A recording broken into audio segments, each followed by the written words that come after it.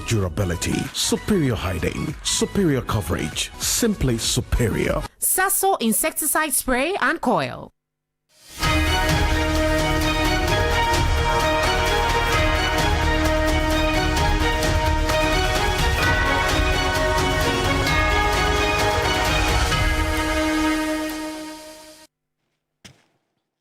Hello and good evening. Welcome. This is Ghana Tonight. We're live from Sabata Desawe, Kanda, also live on TV3 Ghana on Facebook and on DSTV channel 279. We're all across the world on 3news.com. I am Alfred Ocansey. Tonight, the Ghana Police Service reports progress in its investigation into the Ablekuma North election rerun violence, with 8 suspects arrested and expected to be arraigned on Friday. So stay with us. We've got details for you on this one here on Ghana Tonight. Plus, the Ghana Police Service also gearing up for the September 2 Akwatia by-election, warning that it will not tolerate any act of violence. The police have been undergoing a series of training exercises in preparation for the by-election in the Akwatia constituency. Stay with us. We've got all the details plus some analysis from the security perspective as well. Tonight, Fitch Ratings estimates that 6 banks operating in Ghana are unlikely to meet capital requirements through internal capital generation alone. But what exactly does this mean for the financial sector? Stay with us. We've got details for you, as always, here on Ghana Tonight.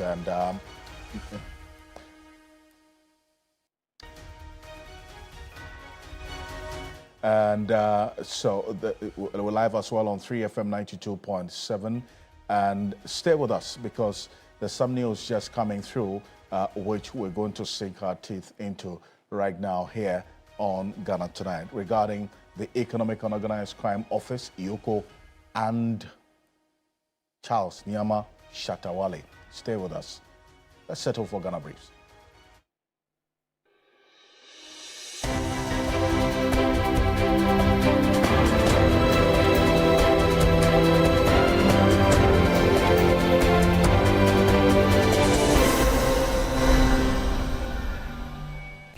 The National Democratic Congress has announced guidelines for its upcoming parliamentary primary in the Tamale Central constituency following the sudden passing of Dr. Murtala Muhammad Ibrahim in a helicopter crash. In a statement, the party's General Secretary Fifi Kwete disclosed that filing fees have been pegged at 40,000 Ghana cedis. Female aspirants and persons with disabilities will, however, enjoy a 50% concession. Nomination forms are to be collected from the Northern Regional Office of the party with a non-refundable fee of 5,000 Ghana cedis and must be returned to the same office upon completion. A certified delegates list will be made available to aspirants after the vetting process.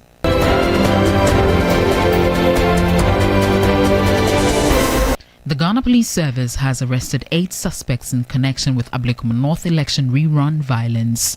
Inspector General of Police Tete Yohunu disclosed this information during an engagement with the Ghana Journalists Association, saying the suspects will be arraigned on Friday. There were these assault issues that were mentioned, and then the Accra Regional Commander, as at yesterday, had got 8 suspects. 8 suspects have been arrested. Yesterday, they are being processed, and from the advice I had from the regional commander, means that tomorrow they will put them before court.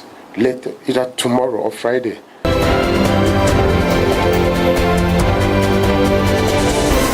Meanwhile, the Ghana Police Service has warned it will not tolerate any misdemeanor or any form of violence during the Akwatia by-election slated September 2. The Inspector General of Police, Christian Tete Yohunu, announced that a combination of strategies, including the introduction of prison on wheels, will be deployed to protect the process. They have also been trained how to fire at targets so that they don't cause any casualty to, innocent people. We have the men who can handle this situation. And then our eyes are red for Akwatia, and nobody should think of coming to cause trouble. No political party should mobilize men to come and foment trouble. And nobody should have in mind the intention of snatching a ballot box. We have prepared our men adequately to handle this situation.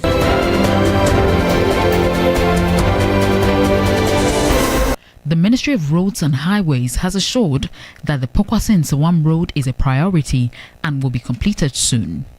Appearing before the Public Accounts Committee of Parliament, Deputy Minister Al-Hassan Suhuyini apologized to Ghanaians for the inconvenience on that stretch of the road, disclosing the contractor has returned to sites. I have my minister's permission to first of all apologize to all motorists on that stretch. It's one of the most issues that we inherited at the ministry. But this particular contractor, unfortunately, has received some payment and has now adequately mobilized back to site. And it is our hope that before the end of this year, some significant improvement would have been noticed on that road.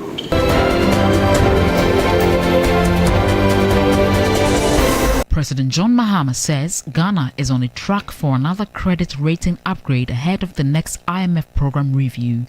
His optimism follows recent improvements in Ghana's ratings by S&P Global and Fitch Ratings after years of being classified as junk status. He believes another upward revision could be imminent.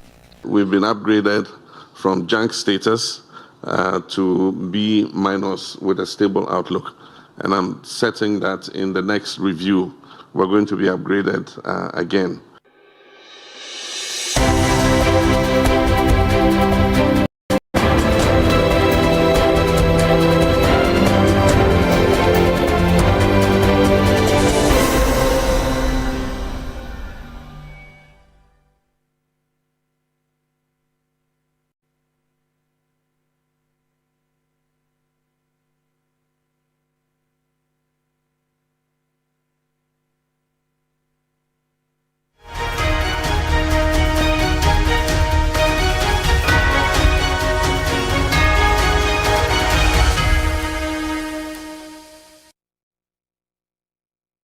And there's more news on 3news.com. Make some time and visit 3news.com. And this is Ghana Tonight. We're live on 3FM 92.7, also on TV3 Ghana on Facebook, and also on DSTV channel 271. We're all across the world on 3news.com.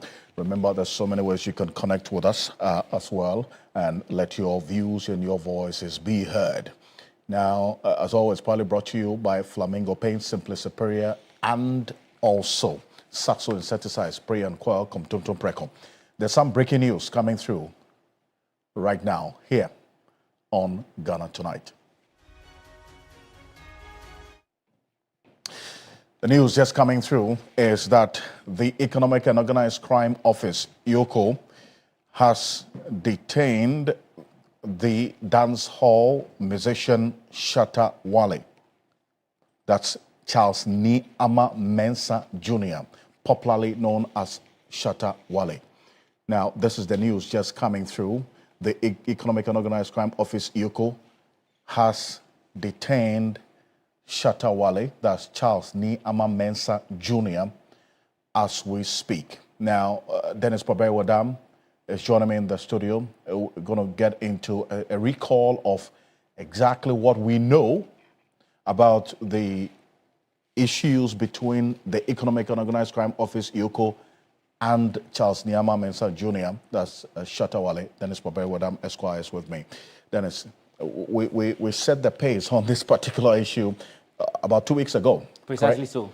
And it's playing out in a very interesting way. Earlier, we got the notice from our sources within EOCO that Shatta Wale had indeed visited the office of EOCO earlier today.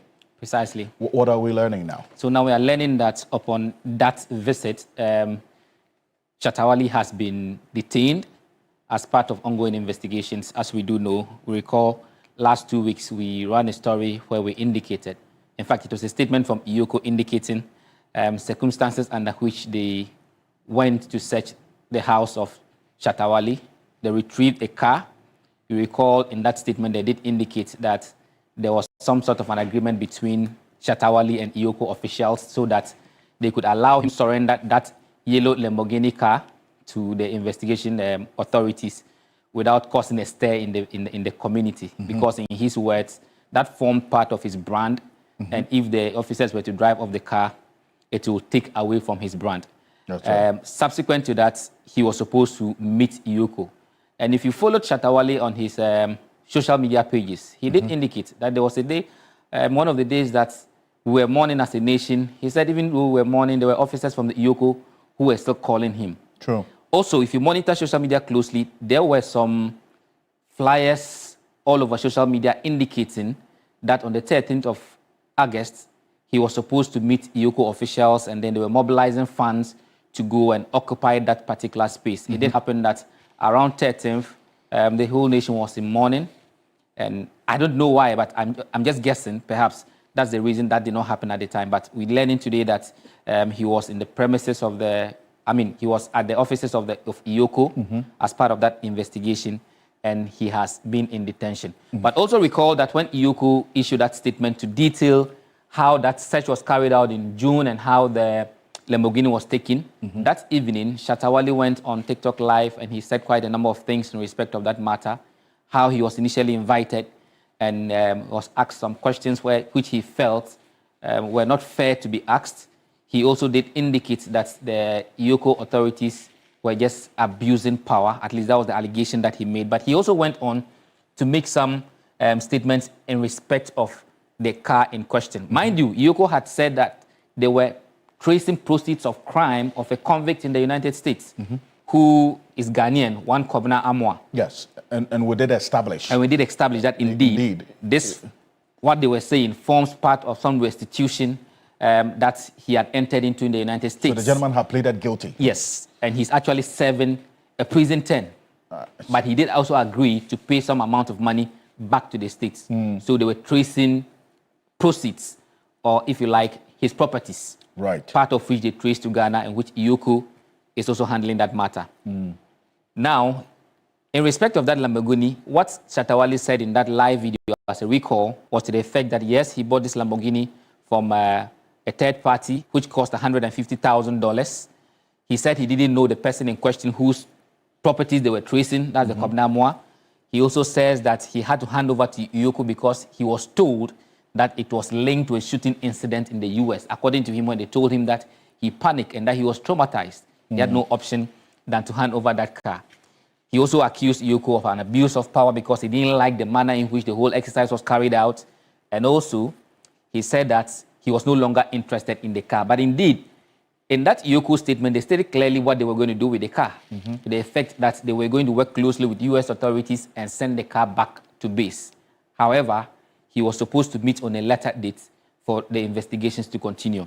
What we are now learning today, which is from the management of Shatta Wale, and that's this is a statement that the management itself put on social media. Precisely so. Right, and so we can reference that as one of the few sources that we have confirming what we're just talking about right now, about his detention. What does Sammy Flex say? Yes, so that's Samuel Ma.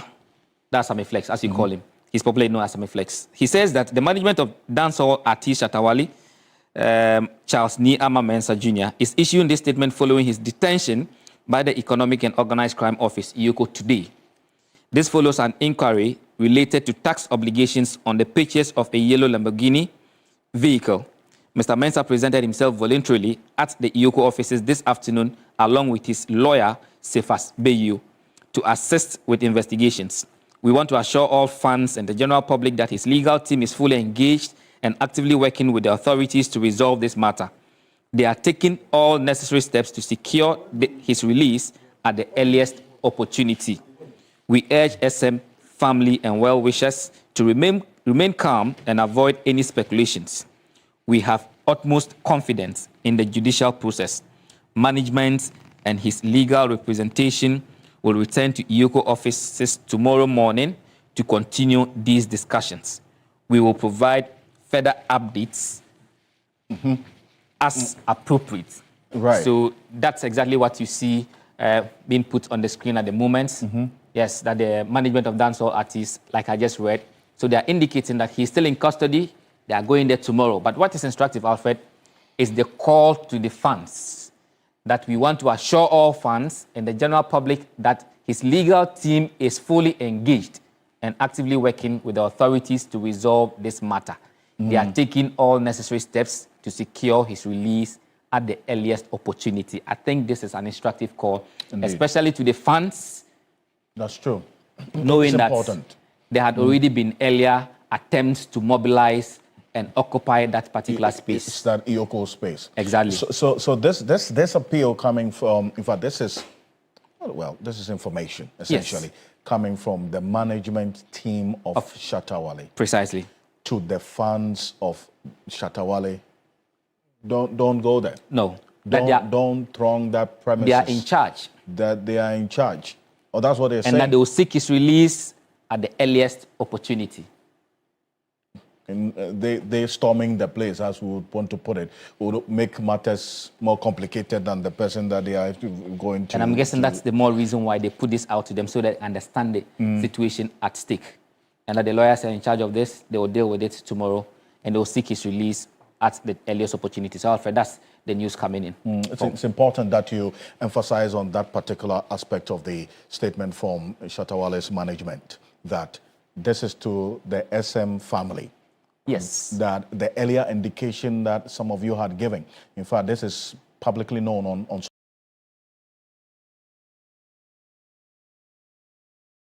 to storm EOCO, occupy the offices.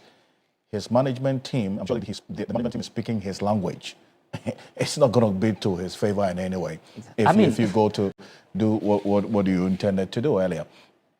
They even continue to say, in there. We urge SM family and all well-wishers to remain calm and avoid any speculation. We have utmost confidence in the judicial process. And we're very careful in also recalling what we know about what exactly has transpired prior to today between EOCO and Charles Nyama Mensah Jr. There's no clear indication as yet from our sources as to exactly the charges that he has been held on and the reason why he's been detained. So we're still knocking on the doors of EOCO. When we get some information, we'll certainly let you know about it. But this is the breaking news here on Ghana Tonight, as has been unfolding. We have eyes, ears, legs at the EOCO offices. So stay with us as and where we get some information, we'll let you know. But this is the news coming through right now here on Ghana Tonight. Charles Nyama Mensah Jr., popularly known as Shatta Wale, dancehall artist, has been detained by the Economic and Organized Crime Office, EOCO. Dennis Boberi, thank you. Thank you for putting the matters in context, as always. And this is Ghana Tonight. We're keeping an eye on this. But coming up next, the Ghana Police Service is gearing up for the September 2 Akwatia by-election, warning that it will not tolerate any acts of violence. The police have been undergoing a series of training exercises in preparation for the polls. Now, this is what the IGP himself put out earlier today, and there's one that as well we're keeping an eye on. IGPs. The police have been undergoing a preparation for the poll. IGP himself today,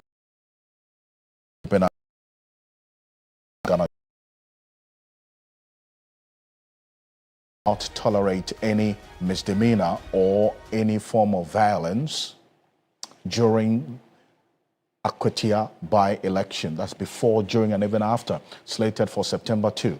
Now, the Inspector General of Police, Christian Tete Yohono, announced that a combination of strategies, including the introduction of a prison on wheels, will be deployed to protect the process. They say that there's going to be a vehicle with a prison on there. So they arrest you, they just put you behind bars.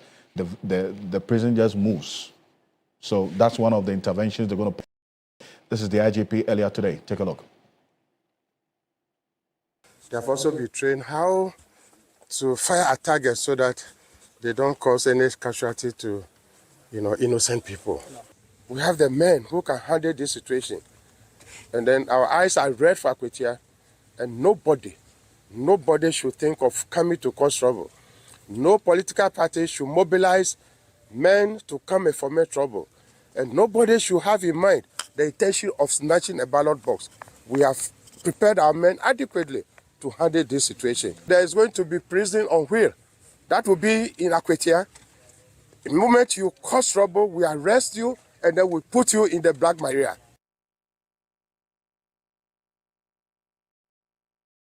Well, Detective Inspector Nanayao Nyako Tebi, Administrator, High Risk Operation Training Center, and also Commander in charge of the rappelling process, is the one we're going to hear from shortly. Just to give you an idea of what the Ghana Police Service personnel, we understand 600 of them are going to be deployed on that particular day, that's September 2, to man the process of protecting the entire process of the polls in the Akwatia constituency on September 2. 600 police men and women on the ground. And this is what the Ghana Police Service, the man in charge of the operation, has been telling the media earlier today. Take a look at that. Should we have any incidents at the polling stations where it will not be accessible by road, we can have a team go to the areas using ropes and a heli. As you can see, you saw different forms of rappelling. We took the men through so that should it happen that the areas they are rappelling into, they have no knowledge of the area, they will know how to go into the area. That was why you saw some of the trainees coming down very fast. You saw one coming down with his head and one coming and firing. Actually, the one who was coming and firing followed the one who came with his head because he looked at the area and saw certain threats which needed to be eliminated before the rappelling takes place. That is why the master rappeller also came down with his weapon and then fired. Well, let's just give you a sneak preview into some of the drills that the Ghana Police Service personnel were taking through ahead of the Akwatia by-election. We saw some of them for climbing mountains and all part of the strategy. Just take a look at this.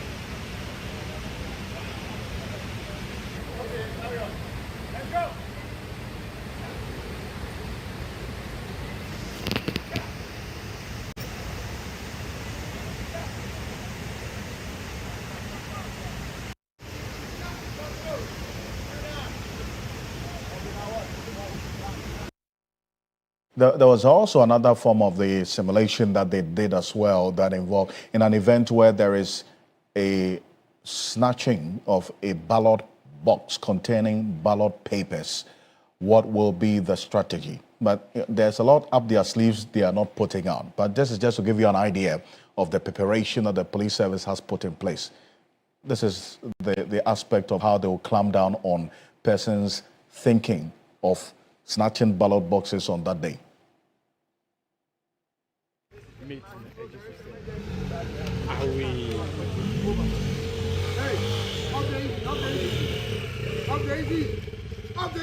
Take off the key.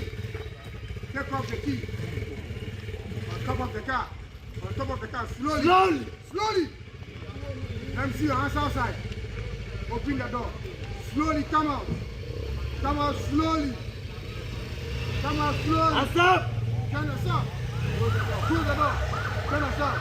Now on the car. Open your hand. Open your hand. Open your hand. Feet apart. Feet apart. Come back slowly. Come back slowly. Go down. Go down. Go down. Go down. Go down.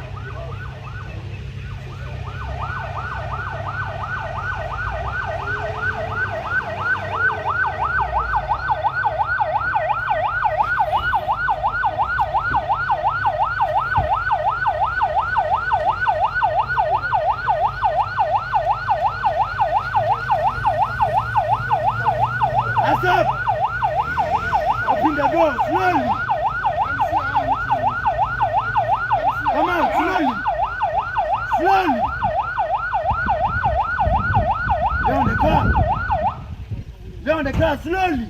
So, Slowly. you listen to the commentary. Okay? Slowly. The police were informed that there Open was your a legs. vehicle which had suspected Open your legs. men on board. And these men are perceived to be dangerous. Weapon first, support. So, as you can see, police have been trained to actually stop the vehicle and search the vehicle. But because they were informed that these men might be dangerous, they didn't just stop the vehicle to search, but they went in tactically. You can see there was a cover officer who was protecting the contact officer. The contact officer is the one who... Richard Komado is security analyst joining us right now. It's going out quite clear that the Ghana Police Service, with all the simulation we've seen today and in the coming days, they are leaving no stone unturned ahead of this Akwatia by-election, is it not? Definitely, yes. From what we have seen, it looks as if they've taken the lessons from Ablekuma seriously.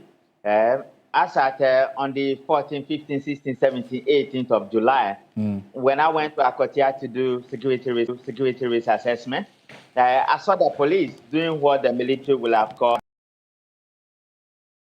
the red flags and map up their strategies. I'm sure they might have discussed all those vulnerabilities and what could have happened, what wouldn't have happened with the parties when they met them. But it is clear that the police have also watched the uncultured language used by some of our brothers in preparation towards causing trouble at Akwatia. It's also prepared that the police are likely to do what everybody is asking them to do by creating a safer zone for voters predominantly to cast their vote. And I want to say that let the politicians put up a good show, let voters vote, let the Electoral Commission be ready, and let the police also be ready, and we will pull Akwatia off rather than create a problem for one another. But beyond just the men on the ground, now we're hearing that there's going to be about 600 personnel on the ground on that day. And beyond what we have seen, just the representation of the security personnel on the ground, beyond that, what else would you expect from security perspective-wise? We have 119 police stations at Akwatia. If you give each police station 10 police officers, we are looking at 1,190.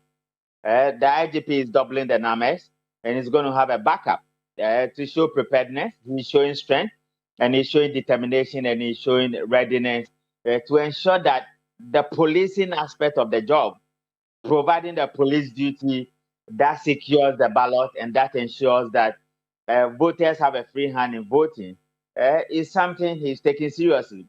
What I will also add is that in 2008, when we were going to 10, and it was realized that a lot of people want to foment trouble, there were barricades all over the place to 10, and certain people were prevented.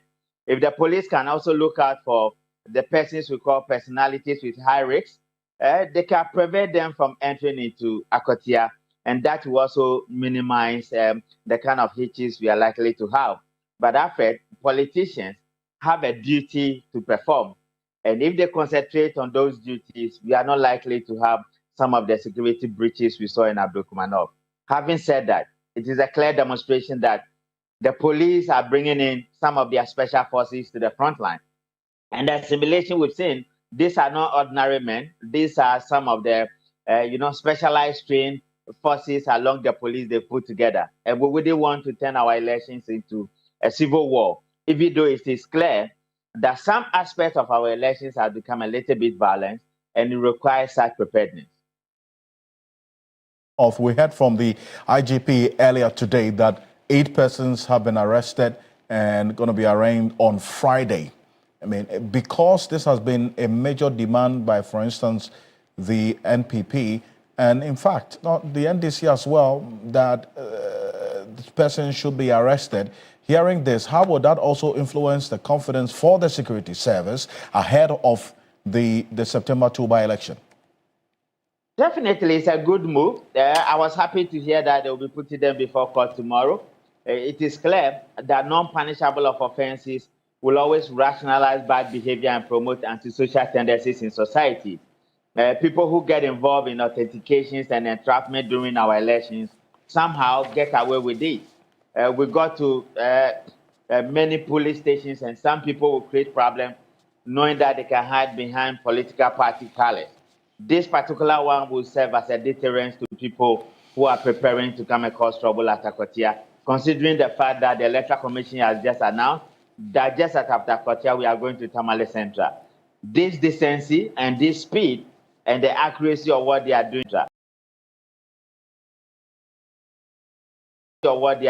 if they succeed at court, will be a great booster. And this is the update on the number of police officers on the ground. Mr. Kumaro, 5,000, understand? The 600 I mentioned earlier are those who are going to be wielding weapons or who are going to be giving the weapons as we saw in this simulation, 600. But then there'll be 5,000 men on the ground.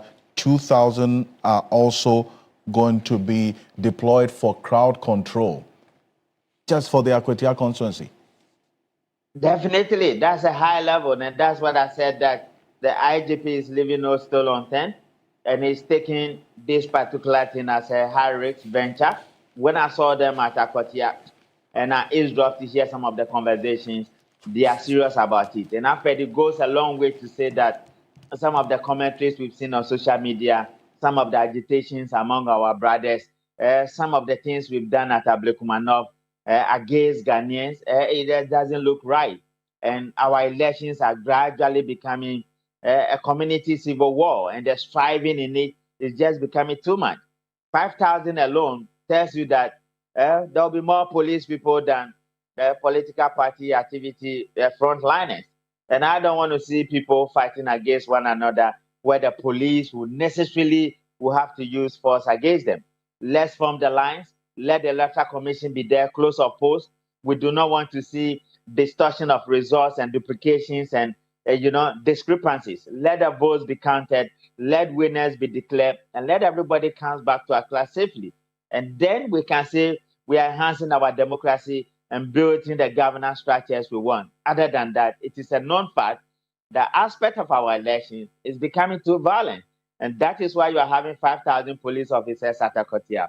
Kudos to the IGP. Let's manage it properly, and let's ensure that safer environment is created for voters to cast their vote. And I do appreciate you for this. Thank you. Richard Komado is a security analyst joining us here on Ghana Tonight. Now, let's hear from the IGP specifically about the numbers and then also the Ablekuma North violence that during that 19 polling stations elections, the update on the persons who have been arrested so far. Take a look. There were these assault issues that were mentioned, and then the Accra Regional Commander, as at yesterday, had got 8 suspects. 8 suspects have been arrested. Yesterday, they are being processed, and from the advice I had from the Regional Commander means that tomorrow they will put them before court. Later, either tomorrow or Friday, one of these days, all these suspects will be put before court. So we are making progress. When you are interdicted, your uniform is taken away from you. You cannot go back to work. But there's rumor going on that we have just transferred the policeman from where he is to another police station, which is never true. It is not true. When you are no more wearing uniform, the only thing is that to look for your village and go and stay in the village and think about what you did wrong.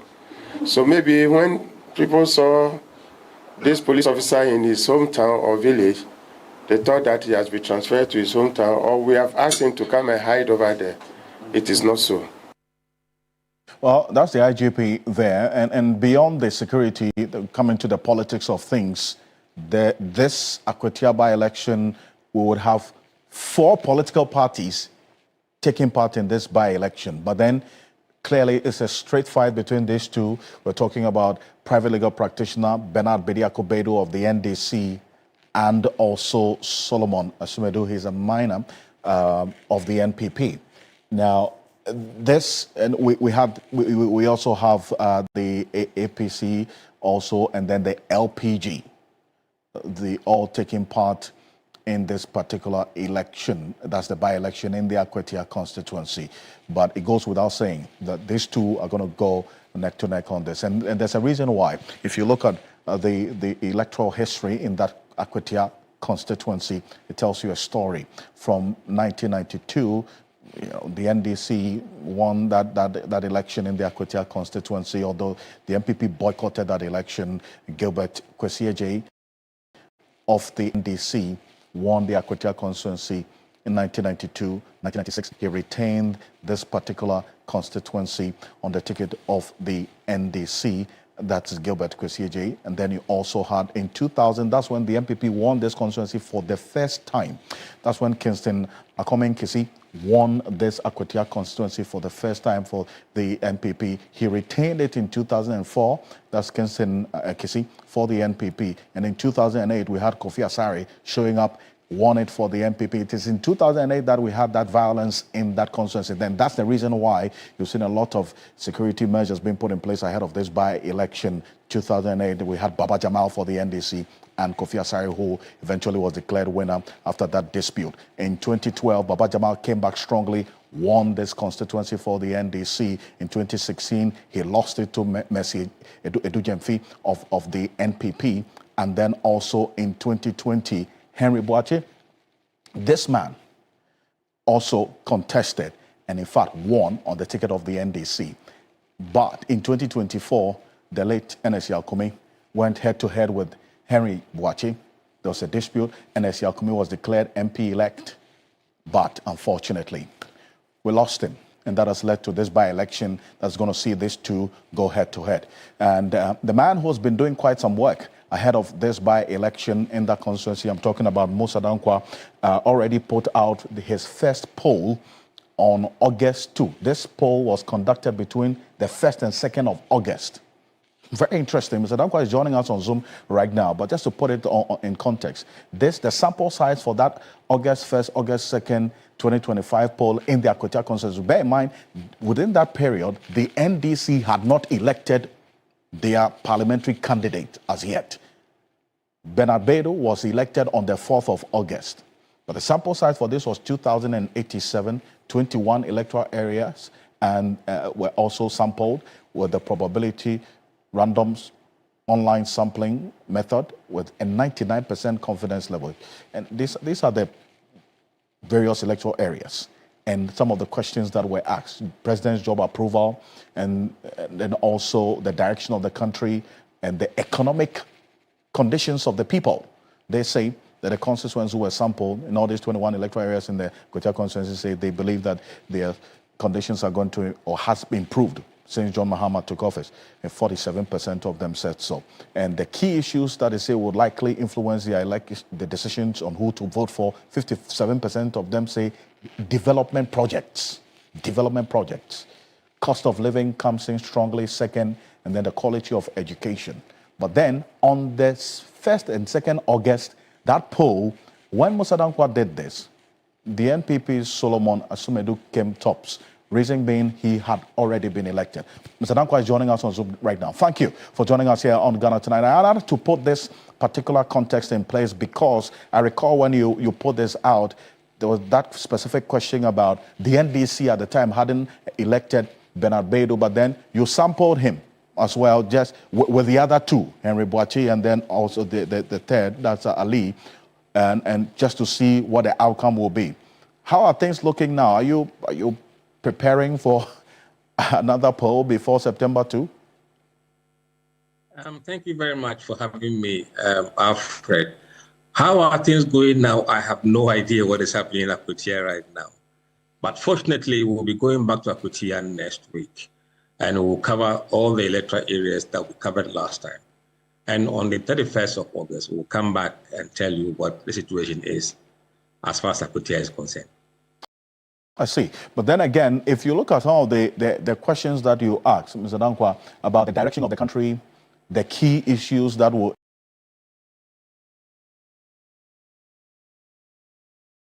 influence their decisions to vote, development projects, cost of living, and then also the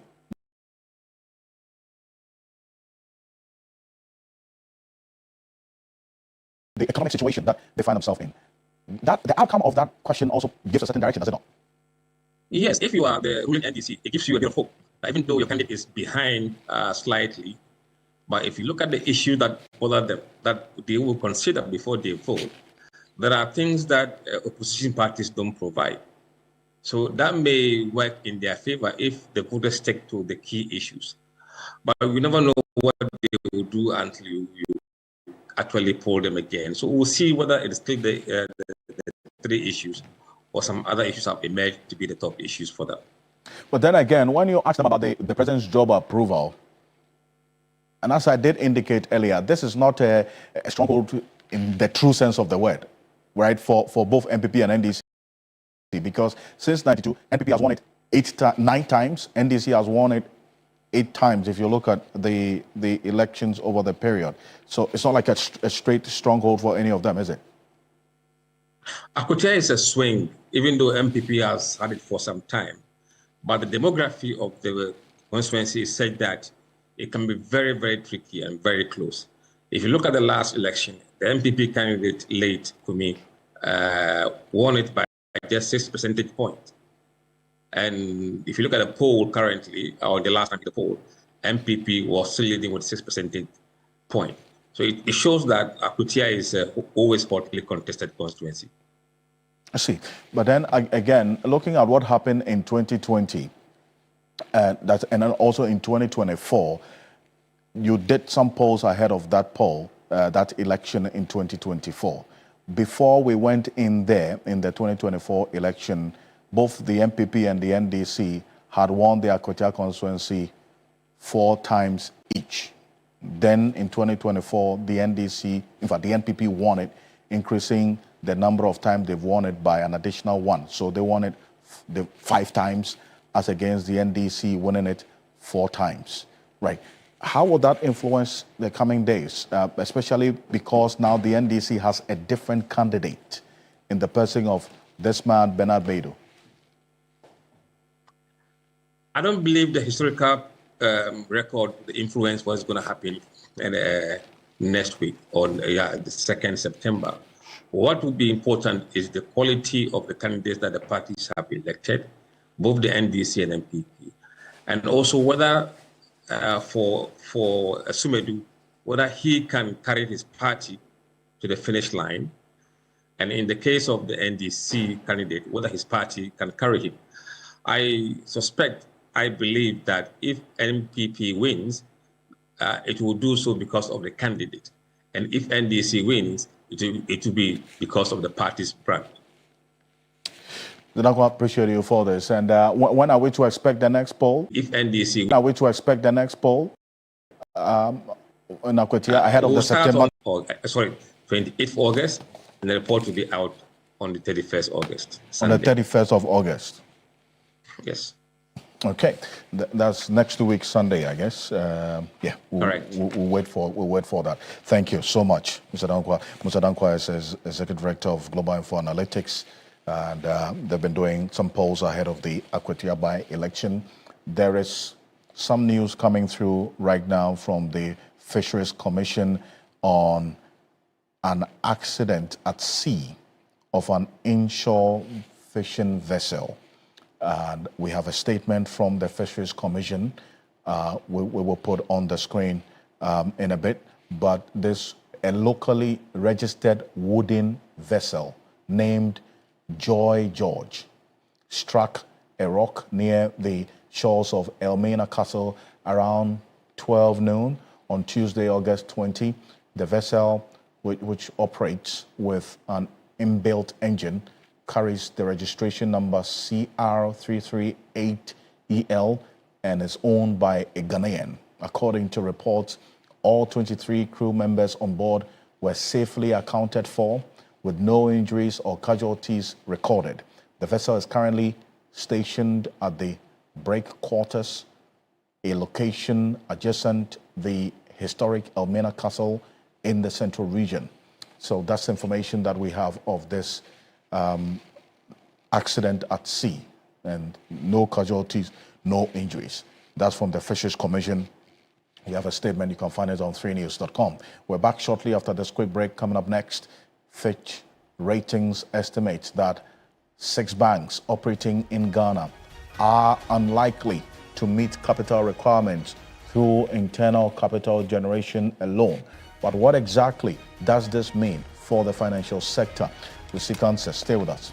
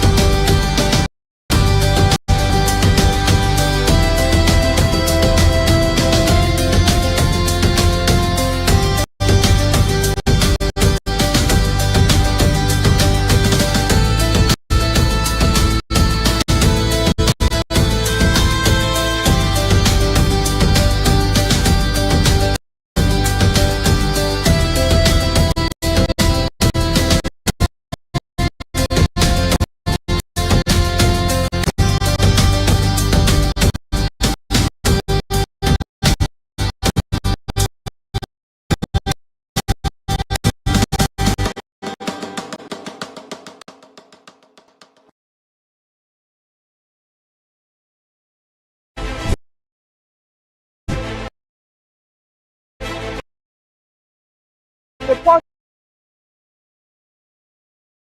from the Takoradi Market Circle, from the heart of the Upper West Regional Capital. From the heart of the Ashanti Kingdom. Reporting from Sinyani. From the Central Business District of Navrongo.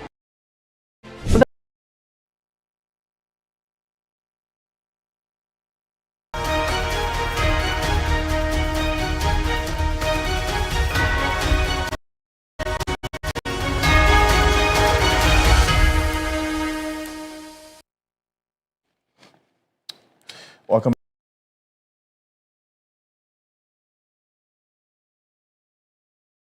back. This is Ghana Tonight. We're live on 3FM 92.7, also on TV3 Ghana on Facebook. Now, President John Dramani Mahama earlier today held a bilateral meeting with the Prime Minister of Japan, Ishiba Shigeru, on the sidelines of the 9th Tokyo International Conference on African Development. That's the TISAT-9 which ongoing in Japan as we speak. Now, the two leaders resolved to significantly deepen the long-standing partnership between Ghana and Japan with a focus on increased investment and also international cooperation.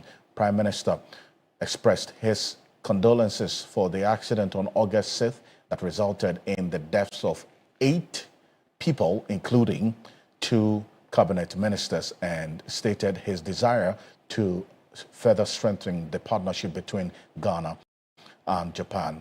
President Mahama, on his part, who also had experience working at the Japanese embassy in Ghana, President John Mahama expressed appreciation for the support the government of Japan gave Ghana in the moment of grief.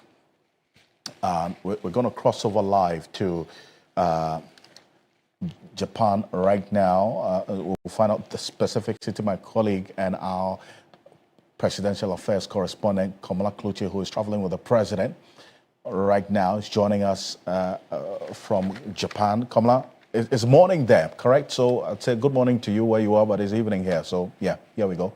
How are you doing? I'm very fine, Alfred. It's 7:55 a.m. here in Yokohama, Japan. That's where the TICAT-9 is ongoing conference center, which is hosting the TICAT-9. Perfect. Now, we see the president also... Can you hear me, Alfred? I can hear you clearly. We see the president has been also recommending Ghana as a place of investment, a destination of investment to Japanese businessmen who he met over the last couple of days now. What has been the response or reaction with the interactions that you've had with these prospective investors in Japan?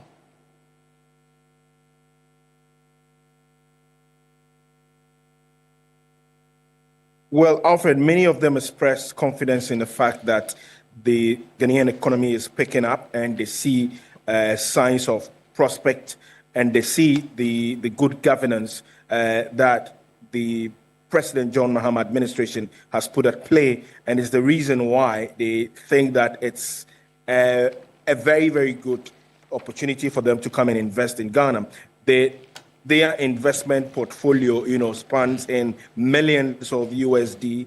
As of 2024, it's crossed over 152 million US dollars. They have cooperated with Ghana in several ways in terms of agriculture, healthcare, education, and also road infrastructure and the like. And so the point that John Mahama was making yesterday was to the effect that the economic conditions in the country is favorable now, to the effect that the economic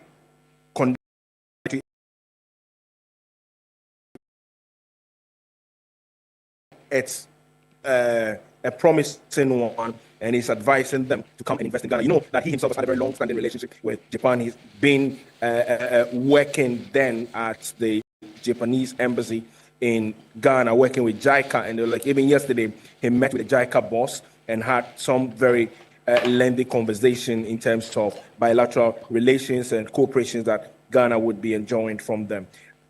Today is quite a packed day. He will be having an address, the formal address of the plenary. He will also be signing a memorandum of understanding between the Japanese Prime Minister and he himself. This is following what they had yesterday. In fact, this will be at the Pacifico. Then he will be giving that address to the plenary.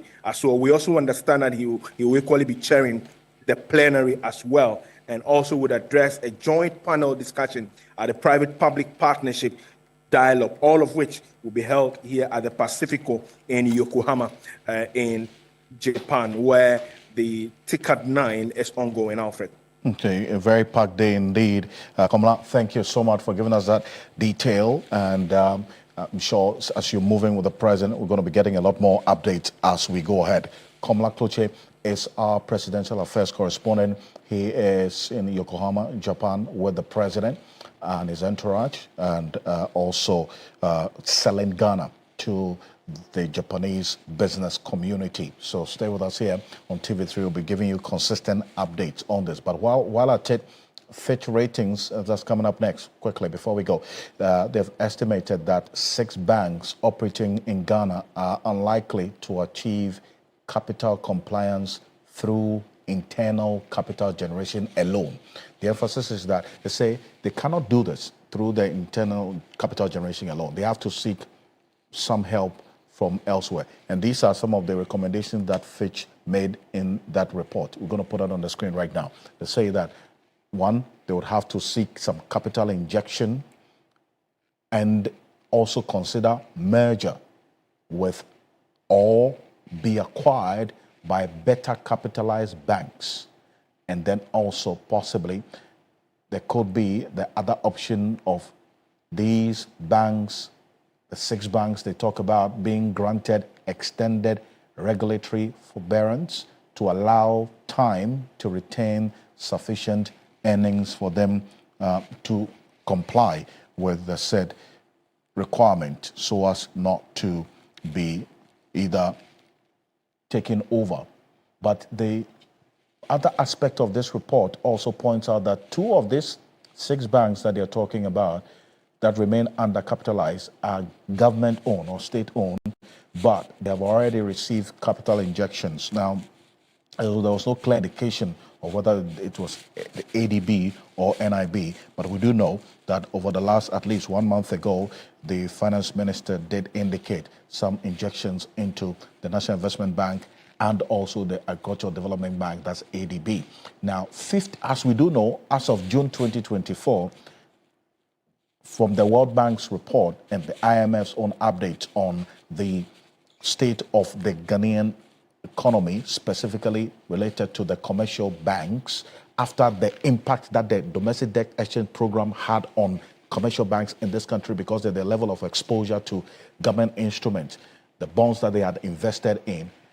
As of June 2024, 15 out of the 23 banks operating in the country had met the prudential capital adequacy ratio or requirement without regulatory reliefs or forbearance, as we call it. But the milestone that was achieved between 2023 December and June 2024 was as a result of a number of things, including the Financial Stability Fund that was established to cushion banks that were heavily impacted by the domestic debt exchange program. But these commercial banks are not out of the woods as yet, even though the Bank of Ghana's own data does give a picture of the banks also seeing some levels of improvement in terms of their financials. But there's a lot that needs to be done to ensure that the banks are stable and also be able to withstand any shocks that will be coming in the coming days. But then tomorrow we'll have a conversation with Joe Jackson, so stay with us. It's one that we're very interested in, especially because of how the banks are coming out of the impact of the domestic debt exchange program, the DEP, as well as and how they were exposed to it. After this, we're going to get into it tomorrow with Joe Jackson. On behalf of the team, we want to say thank you so much for joining us here on Ghana Tonight. We're back again tomorrow for another conversation. I am Alfred Ocansey. Have a good night. Ghana Tonight is brought to you by Flamingo Paint. Superior durability, superior hiding, superior coverage, simply superior. Sasso insecticide spray and coil.